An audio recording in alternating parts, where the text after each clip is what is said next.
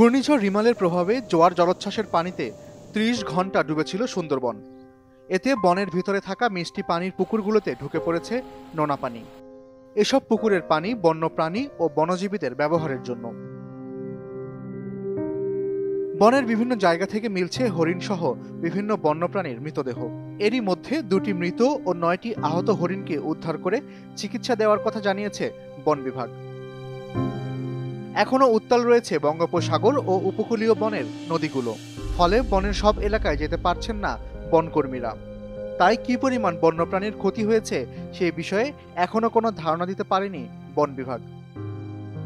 সুন্দরবন পূর্ব বন বিভাগের বিভাগীয় বন কর্মকর্তা কাজী মোহাম্মদ নুরুল করিম প্রথম আলোকে বলেন, এখনও আমরা সব জায়গায় যেতে পারছি না। সাগর ও নদী উত্তাল।